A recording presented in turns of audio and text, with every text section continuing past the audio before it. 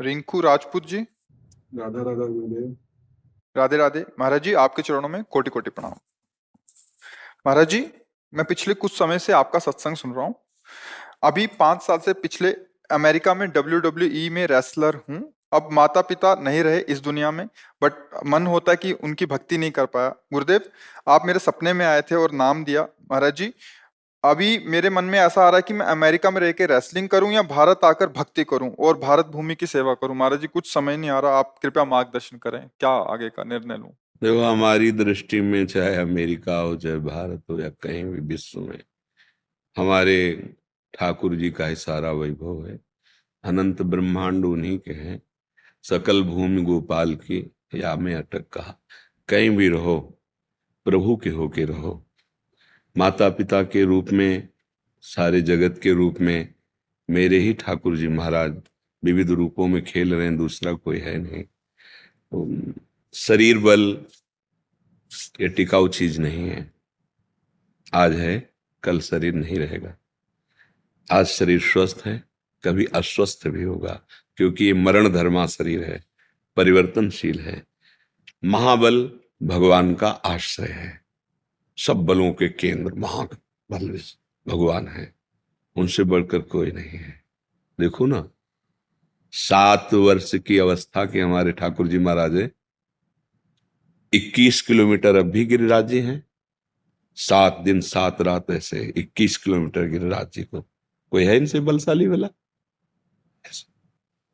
105 फण वाला कालिया पूरे काली देह को जहर से युक्त कर दिया कि ऊपर से पंछी भी निकले तो मर के गिर जाए, ऐसी उसकी गैस जहरीली।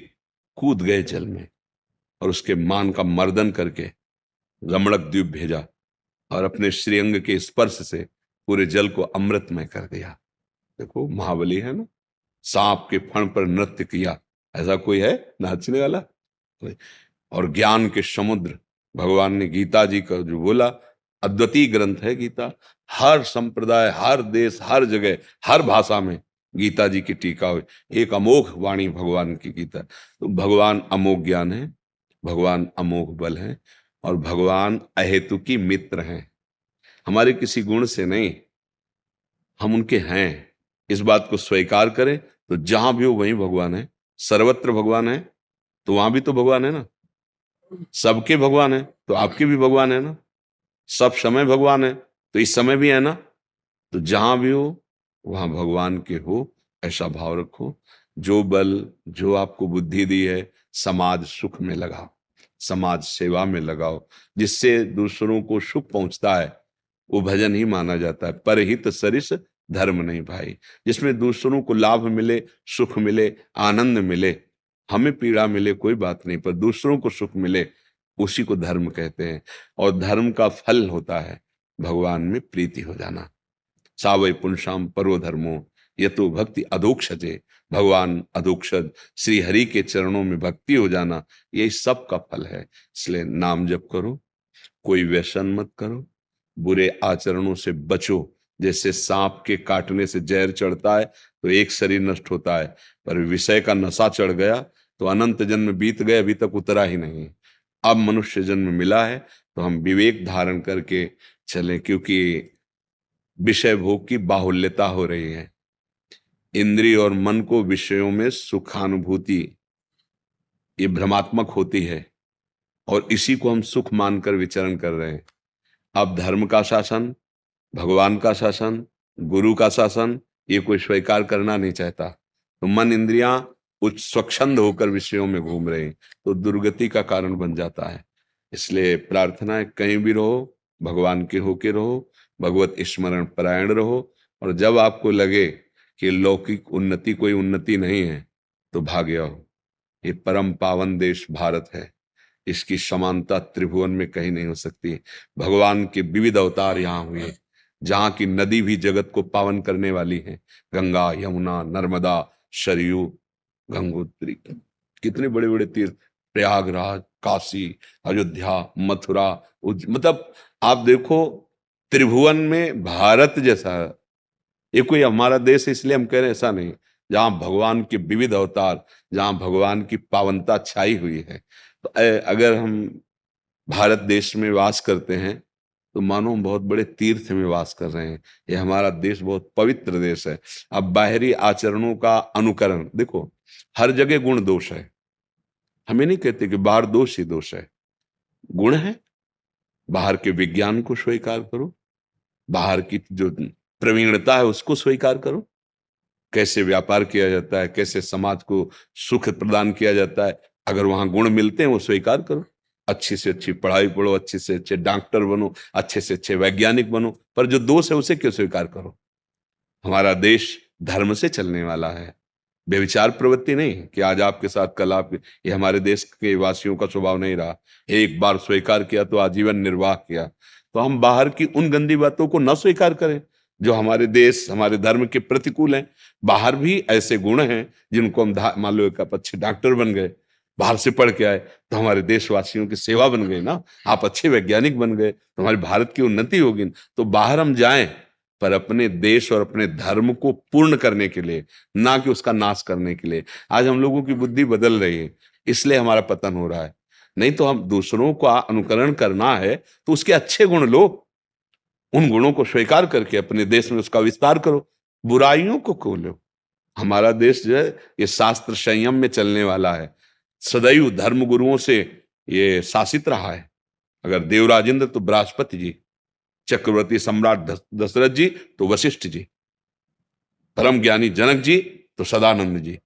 तो ऊपर शासन रहा है भागवतिक महापुरुषों का। इसलिए मंगलमयी सुख भूमि, एक एक जन में प्रेम, एक एक जन में ज्ञान, एक एक जन में धर्म विराजमान।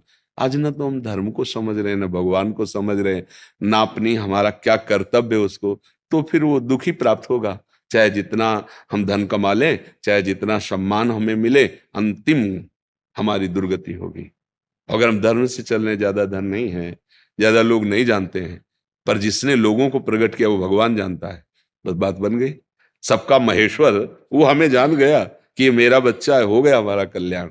तो हमें भगवान को लक्ष्य में रखना है।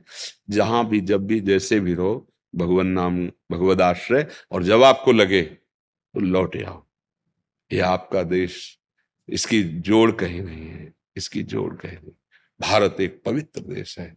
अब यह कि हर जगह गुण दोष रहता है, तो जो दोषों को स्वीकार किए हुए हैं वो किसी धर्म के नहीं होते, किसी देश के नहीं होते। जो अधर्मी पुरुष होता है उसका कोई धर्म नहीं होता है, वो उसका कोई संप्रदाय नहीं होता, वो किसी देश का नहीं, वो अपने देश का नाश कर देगा, क्योंकि अधर्म है। जो धर्म को नहीं जानते हैं, अधर्म में ही रुचि रखते हैं, वो किसी देश के प्रिय नहीं होते, वो किसी धर्म के प्रिय नहीं होते, उनका कोई धर्म नहीं होता, उनका विनाश ही धर्म होता है। क्योंकि अधर्म का परिणाम विनाश ही है। वो जो मिलेगा उसका विनाश करेंगे, स्वयं का विनाश करेंगे। तो हमें धर्म से चलना है। और जब ऐसा लगे तो भारत परम पवित्र देश है, हम अपने देश में प्राण त्यागें, अपने देश के लिए प्राण त्यागें। यही हमारी अंदर चाह होनी चाहिए ना। हाँ, हम जैसे भगवान को प्यार करते हैं ना, ऐसे हम अपने देश को प्यार करते हैं। जब हमें आर्मी के जवान ऐसे, तो हम उनको संत की तरह आदर देते हैं कि आप हमारे देश के लिए पहाड़ों में गर्मी सर्दी और कभी भी गोली लग सकती है, आप अपने परिवार से दूर रह करके, सालों हो जाते हैं वो अपने परिवार में नहीं पहुंचते हैं, तो हम उनको प्रणाम करें। इसीलिए हमें देश प्यारा है। जिस देश में हमें जन्म मिला, जिस देश में हमें ये भगवत आराधना करने का अवसर मिला, वो भूमि हमारे लिए भगवान के समान है। अगर हम ऐसी जगह पैदा होते जहां जन्म से ही विलासिता देखने को मिलती, तो क्या हम ब्रह्मचर्य रहते, क्या हम साधना करते? हम उसी विलासिता में बह जाते। तो भगवान ने हमें ऐसे देश में जन्म मिला दिया जहां धर्म की प्रधानता है, ऐसे जनों के बीच में रखा जहां धर्म का ज्ञान होता है। इसलिए भारत देश तो महान है ही। हम लौकिक दृष्टि से नहीं कह रहे, परमार्थिक दृष्टि से कह रहे। तो जब तक आपको लगे तब तक भगवत भाव करके वहां रहो। नहीं, अपने देश में आ जाओ, अपने देश में कोई कमी नहीं है। अपने घर की नमक रोटी बहुत अच्छी लगती है, दूसरा कब, जब देश प्रियता होगी तो वो एक अलग होता है। जैसे कोई तिरंगा ले और तो हमें एक गर्व होता है, ये हमारे देश का प्रतीक है, ये हम तो एक सुख मिलता है। ये मातृभूमि, हमारा मातृभूमि कोई गांव नगर नहीं है, ये पूरा देश हमारी मातृभूमि है, पूरा देश हमारा परिवार है। ये सुखी है, धर्म से चल रहा है। तो हमारे संत जन जो भजन करते हैं, वो अपने लिए नहीं करते, जैसे परिवार का बड़ा आदमी अपने लिए थोड़ी कमाता है, पूरे परिवार के लिए का। तभी संतों का हृदय बोलता है, सर्वे भवन्तु सुखिनः, सर्वे सन्तु निरामयाः, सर्वे भद्राणि पश्यन्तु माँ कश्चित् दुःखभाग्। माँ माने नहीं, किसी को कभी भी दुख न प्राप्त हो, सब स्वस्थ रहे, सब सुखी रहे, क्योंकि सब मेरा परिवार है। उदार चरिता नाम वसुधैव कुटुम्बकम, ये पूरा मेरा परिवार है। ऐसा भाव, ऐसे भाव वाले बनो। हाँ, भगवान नाम जापक बनो, भगवद आश्रित बनो। अपने ठाकुर जी का, अपने देश का हाँ जस फैलाए। और ब्रह्मचर्य में बहुत सामर्थ होती है, खान पान से भी ज्यादा संयम जरूरी।